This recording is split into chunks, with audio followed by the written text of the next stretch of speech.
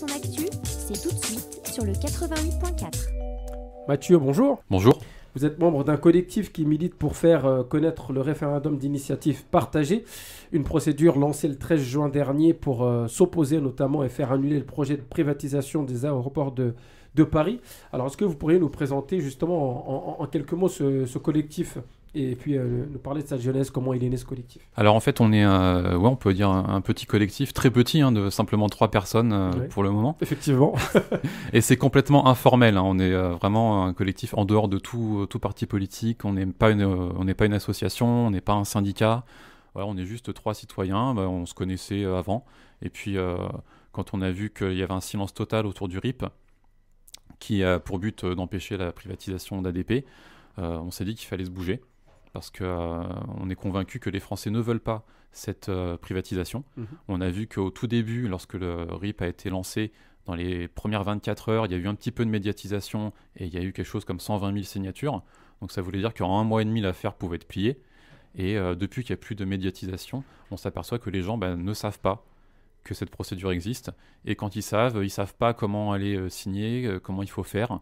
Et quand ils essayent, des fois, ils se heurtent à des obstacles parce que le site internet qui a été mis en place n'est pas si simple que ça à utiliser, notamment pour les personnes peu familières avec les nouvelles technologies. Ouais, on va y revenir tout à l'heure. Alors moi, je vous ai rencontré à l'espace Saint-Quentin, un samedi. Vous aviez installé une table sur une des allées du centre commercial. Et votre objectif, comme vous venez de le dire, c'est de faire connaître ce référendum d'initiative partagée et les enjeux autour de la privatisation des aéroports de Paris. Alors vous, comment concrètement vous vous êtes renseigné sur cette... parce que ce ne sont pas forcément des choses accessibles où on peut comprendre un peu tous les tenants et les aboutissants. Alors d'abord, comment vous êtes renseigné sur la question? Puis après, est-ce que c'est ça qui vous a poussé, vous, à vous engager, à faire connaître ça au plus grand nombre de citoyens possible?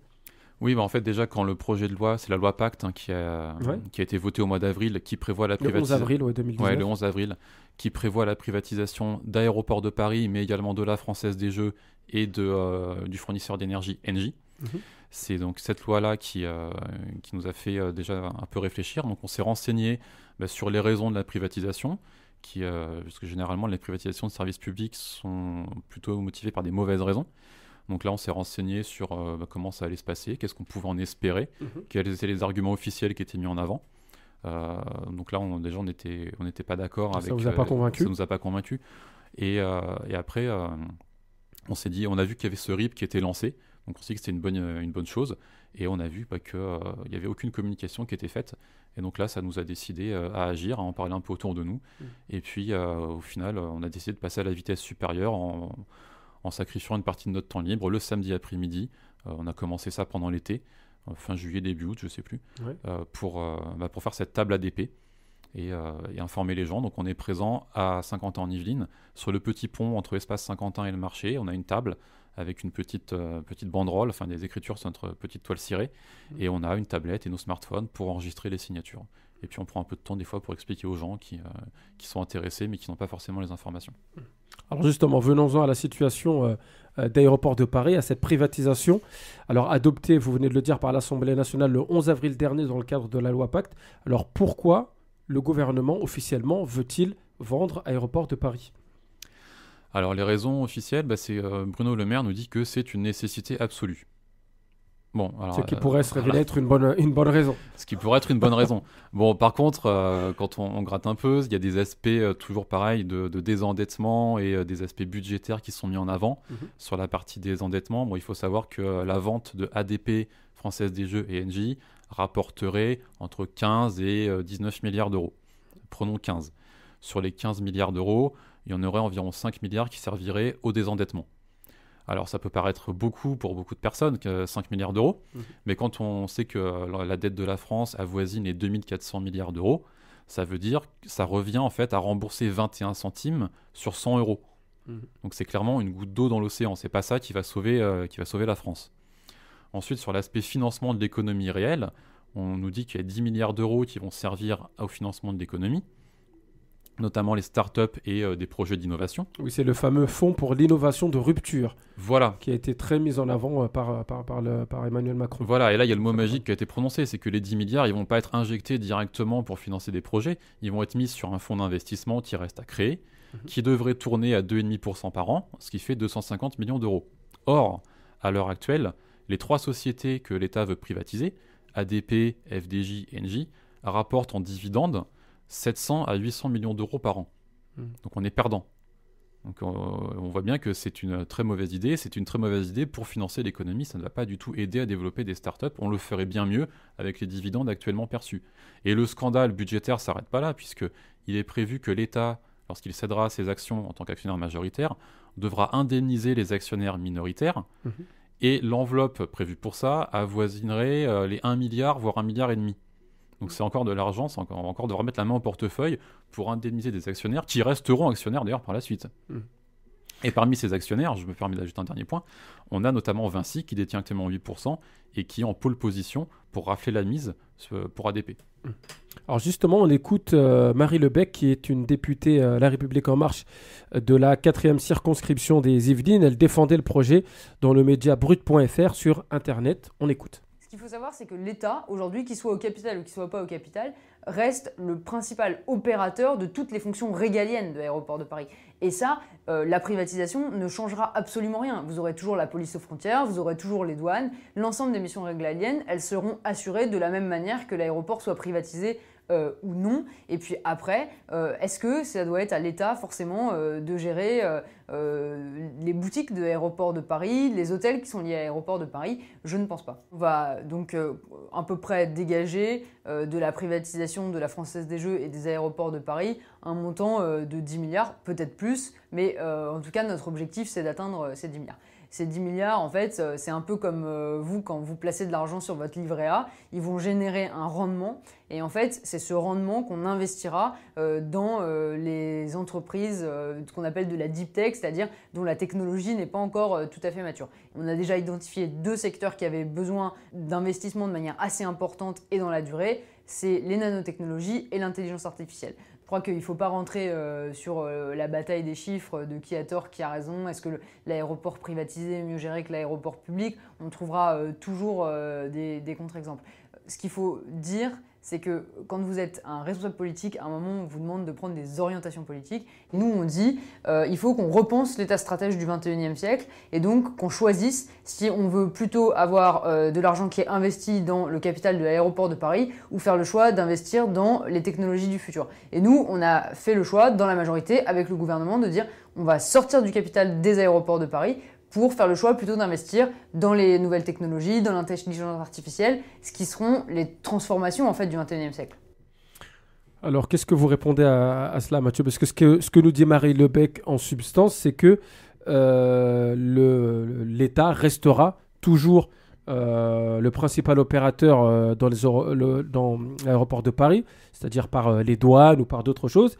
Et en gros, ce qu'elle nous dit, c'est que l'État n'a pas besoin d'être actionnaire de boutiques, de duty free, je ne sais quoi, ou d'hôtels, etc. Donc ces activités-là sont pas très importantes, ne sont pas capitales pour l'État, et donc l'État peut se retirer pour mettre l'argent autre part dans des secteurs d'avenir. Si on cherche à avoir de l'argent pour investir, là on vient de voir juste avant dans ce que j'ai expliqué qu'on a plus d'argent actuellement en ayant ces 3 sociétés qu'en les vendant. Donc si le but c'est d'avoir de l'argent pour investir, gardons le système actuel, puisque justement si on parle de chiffres, je ne sais pas comment ces gens-là décident sans parler de chiffres, on a plus d'argent actuellement, 7 à 800 millions d'euros par an, contre 250 avec le fonds d'investissement qui reste à créer. Et puis d'ailleurs, comment on va faire un truc à 2,5% avec les taux de croissance actuels? Il faudra m'expliquer. Donc non, ça c'est sur l'aspect budgétaire, la démonstration n'est pas crédible. Ensuite, c'est d'autant moins crédible d'ailleurs que le trafic aérien augmente de 5% par an.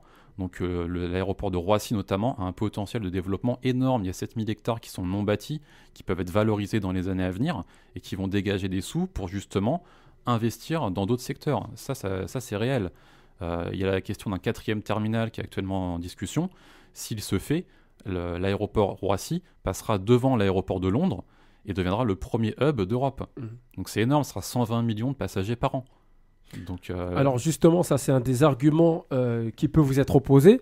en disant que tout ce que vous venez de dire, avec notamment un 4e aéroport qui sera mis en place, ou en tout cas plein d'infrastructures qui sont à créer, c'est autant d'investissements qui doit sortir directement de la poche de l'État.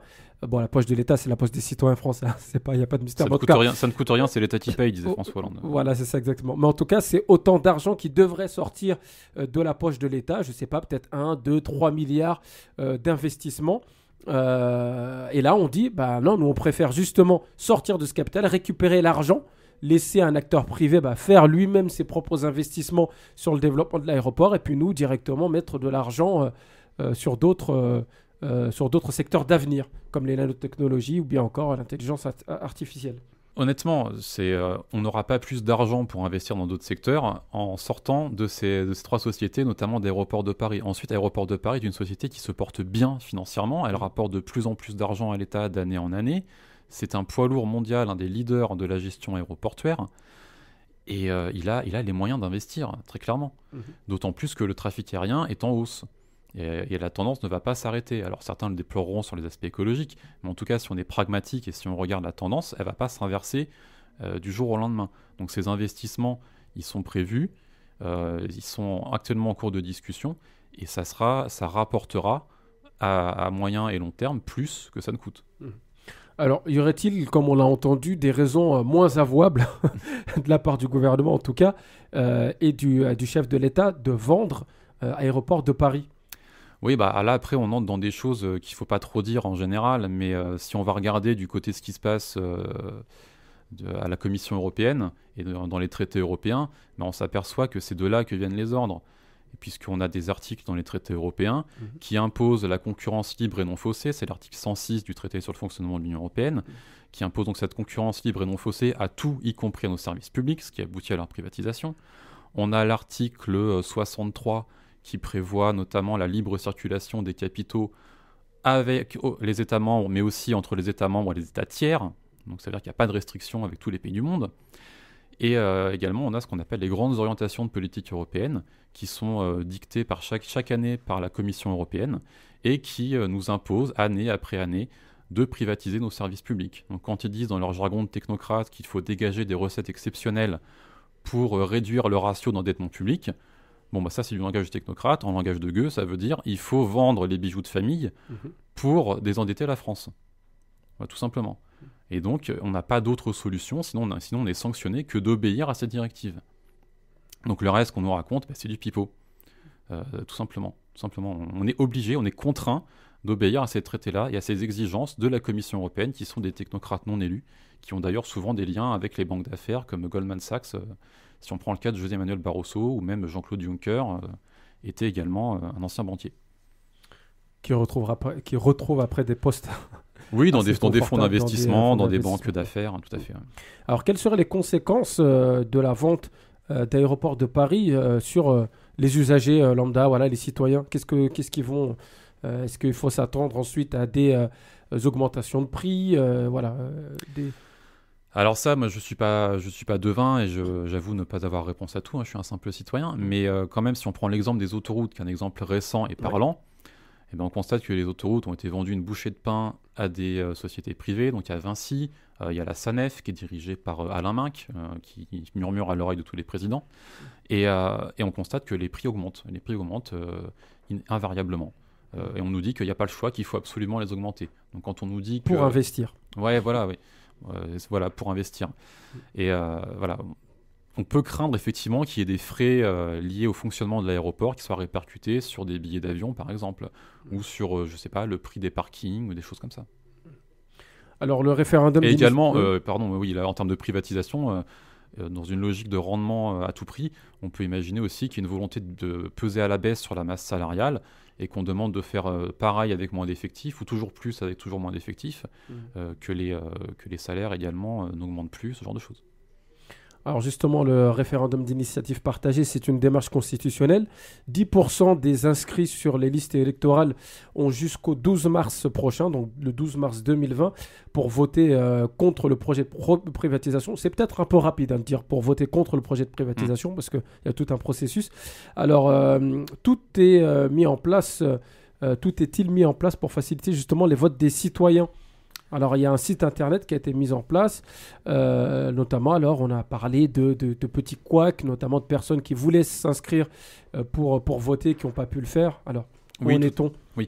Alors, effectivement, la loi prévoit que le ministère de l'Intérieur doit mettre à disposition des Français un site internet pour recueillir les soutiens à la pétition. Puisque là, en fait, on vote pour soutenir une pétition. Et si on recueille le nombre de signatures nécessaires, 10% du corps électoral, ça fait 4 717 396 signatures. Là, Emmanuel Macron devra organiser dans un délai de 6 mois un référendum pour consulter les Français. Donc, est-ce que tout est mis en œuvre ? Non, pas vraiment. Puisque le site internet, lorsqu'il a été lancé, n'était quand même vraiment pas simple à utiliser, il n'était pas opérationnel. Clairement, ça n'a pas été testé sérieusement. Il y a des personnes, effectivement, qui avaient beaucoup de mal à s'enregistrer, notamment pour saisir leur ville. Au tout début, je crois qu'il fallait utiliser le code INSEE, non pas le code postal. Alors bon, maintenant, il y a ce qu'on appelle de l'autocomplétion pour saisir le nom de la ville, et puis ça nous fait des propositions. Ça a été un peu amélioré. Ensuite, on a constaté sur le terrain, en faisant des enregistrements, pas loin de 200 signatures, qu'il y avait d'autres problèmes, notamment avec Trappes. Pendant 2 week-ends de suite, on n'arrivait pas à enregistrer les personnes de Trappes. Alors je ne sais pas, est-ce qu'il y avait un problème à l'état civil, avec je sais pas, les listes électorales, je ne sais pas. Mais en tout cas, on n'arriait pas à enregistrer les citoyens de Trappes. Parce que les trappistes ne prennent pas l'avion, c'est connu. Voilà, peut-être, ça doit être ça. Bon, d'accord. Mauvaise blague. Bon, le bug a été résolu parce que le week-end dernier, on a réussi à en enregistrer. On avait des problèmes également. On avait beaucoup de mal à enregistrer des Français nés à l'étranger. Donc, on est passé à côté de plusieurs soutiens à cause de ça. Apparemment, ça a été résolu également, parce que le week-end dernier, on a fait plusieurs Français nés à l'étranger. On a fait une personne également aujourd'hui du Cap-Vert. Donc, ça a l'air d'aller de mieux en mieux. On peut quand même savoir si notre vote a été pris en compte. Alors, effectivement, sur le site, il y a une page qui permet de vérifier si notre soutien a été bien pris en enregistré. compte. On peut le faire de deux manières, soit avec le numéro de récépissé qui nous est fourni lorsqu'on signe en ligne, soit avec notre état civil. Avec le numéro de récépissé, on a constaté des bugs lundi soir, on s'est amusé à vérifier, et on nous disait que les valeurs saisies étaient incorrectes, alors que se tromper une fois, 2 fois, 3 fois, je veux bien, se tromper 10 fois de suite, je crois pas. Donc il y a aussi un bug pour vérifier les soutiens, donc vérifiez plutôt avec votre état civil qu'avec le numéro de récépissé. Parmi les bugs qu'on peut... c'est pas tellement un bug, c'est on va dire un truc qui gonfle. Il faut saisir donc son état civil pour s'enregistrer, ce qui est normal. Et quand on a plusieurs prénoms, c'est pas forcément ceux qui sont sur la pièce d'identité qui sont les bons. Il faut prendre... non, c'est ceux de la carte d'électeur. Donc si vous avez trois prénoms sur votre carte d'identité et qu'on vous refuse la validation du formulaire, enlevez le dernier, et il y a de grandes chances pour que ça passe. D'accord. Et on a eu le cas aujourd'hui d'une personne qui avait 3 prénoms sur sa carte d'identité, et en fait elle avait un 4e prénom, et en ajoutant ce 4e prénom, ça a marché. Donc voilà, vraiment faut être... c'est pour ça qu'on est sur le terrain, parce que voilà, nous on lâche pas, quoi. Quand on veut saisir une pétition, on essaye avec le retour d'expérience, toutes les trucs et astuces qu'on peut. Mais une personne qui fait ça chez elle, elle essaye, au bout de 3 minutes, ça la saoule et elle arrête. Et justement, en parlant d'au bout de 3 minutes, ça dure combien de temps à peu près, normalement, si tout marche, si tout va bien si tout va bien, c'est fait dans l'ordre de 3-4 minutes. 3-4 minutes. C'est uniquement par Internet qu'on peut signer cette pétition, ou est-ce qu'il y a d'autres moyens? Parce on a eu l'occasion de parler, notamment sur MTFM, de fracture numérique, personnes qui ne sont pas forcément à l'aise avec la numérisation, avec Internet. Est-ce qu'il y a d'autres moyens de pouvoir...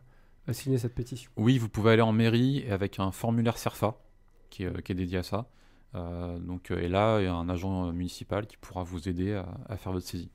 Bon, je crois qu'en fait, il prend le CERFA puis il le rentre après sur Internet. Mais en tout cas, vous êtes guidé.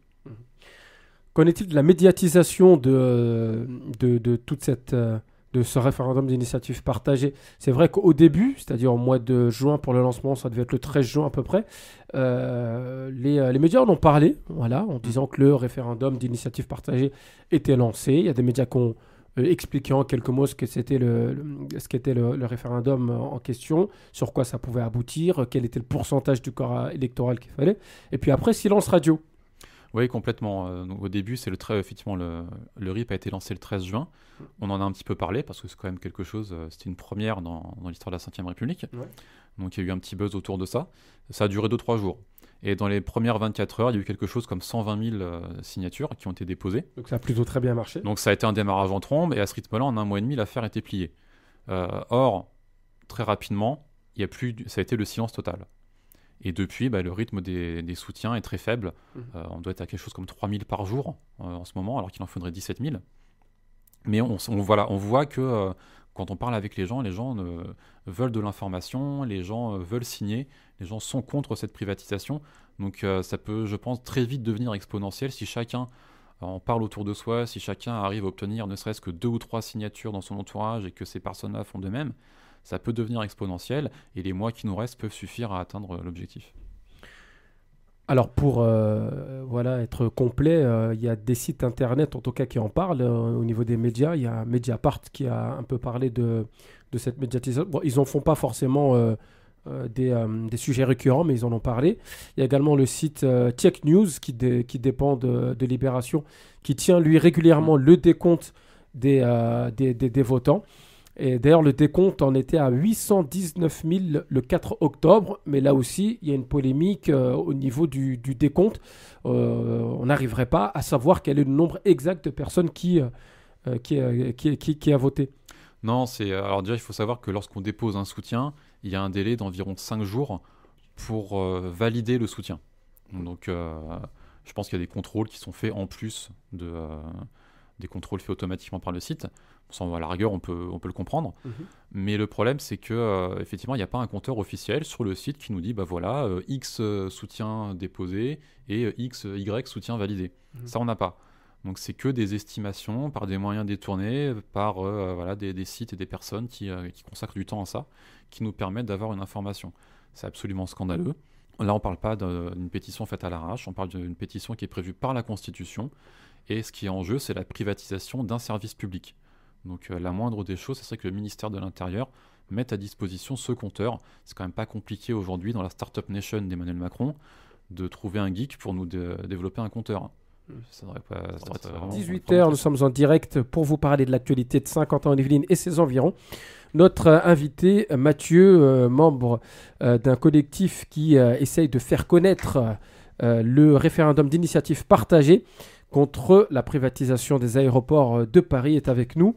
Alors, Mathieu, justement, on parlait à l'instant de cette démarche constitutionnelle qui est le référendum d'initiative partagée, qui a été lancé pour les aéroports de Paris, mais on entend moins parler de la Française des Jeux et d'Engie. D'ailleurs, vous me l'apprenez en préambule quand on a commencé l'entretien. Moi, je n'avais pas entendu parler non plus d'Engie, mais qui sont aussi en phase de privatisation.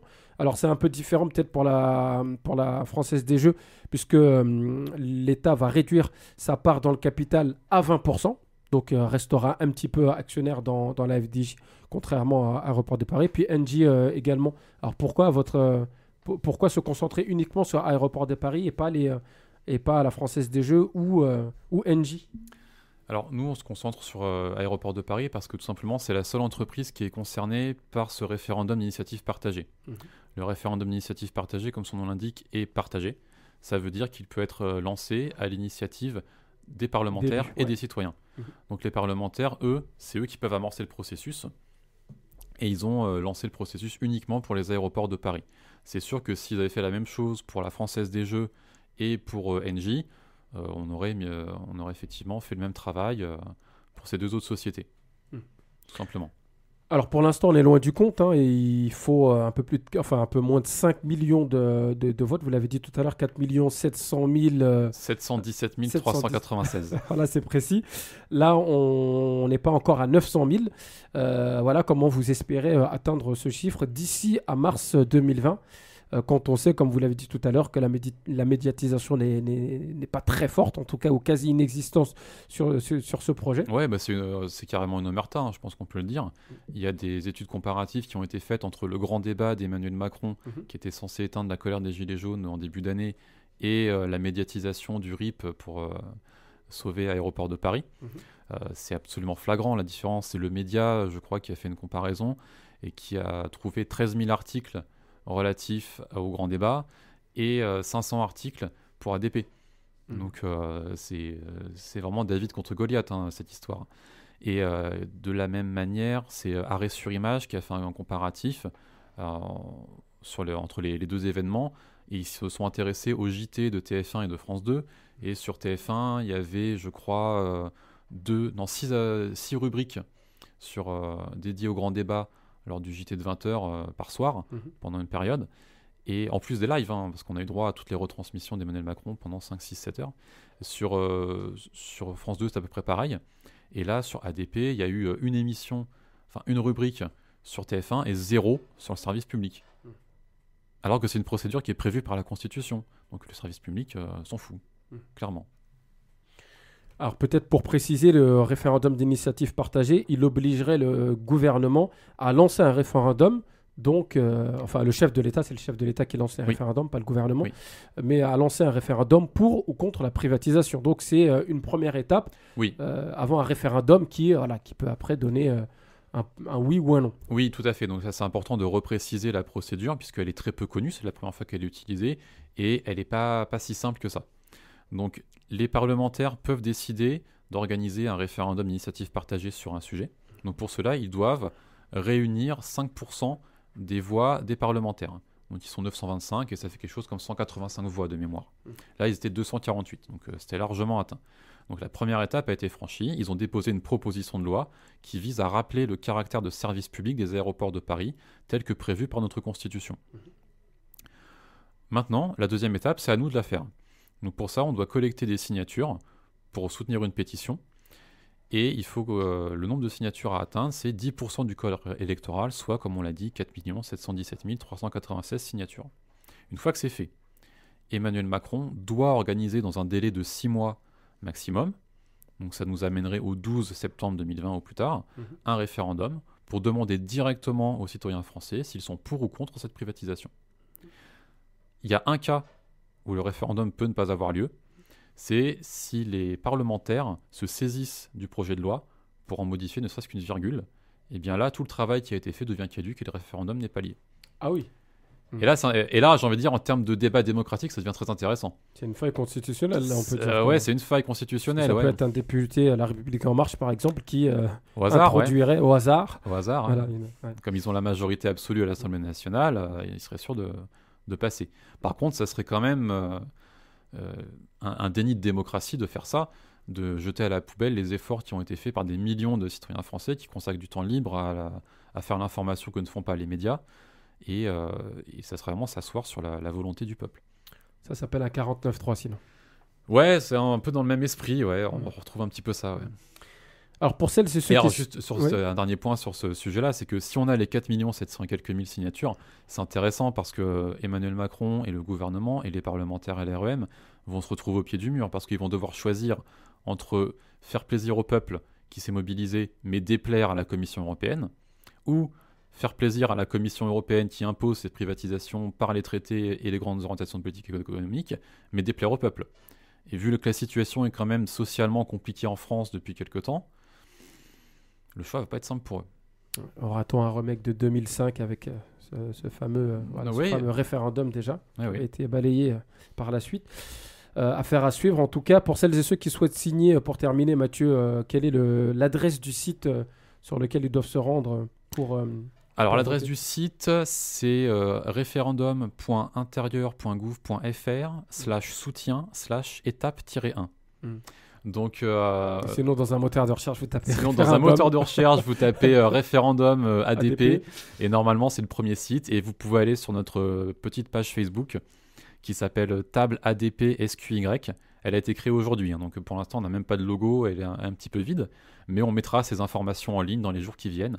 Et on annoncera nos prochains passages, nos prochains jours et horaires de présence à Saint-Quentin en Yvelines. Voilà, et vous y serez dès ce samedi, donc le 12 octobre. Et vous pourrez nous y retrouver dès ce samedi. Aux alentours de 14h30, voilà, pour expliquer un petit peu et puis faire signer également. Et tout à fait. Merci Mathieu d'être venu au micro de Marmite FM.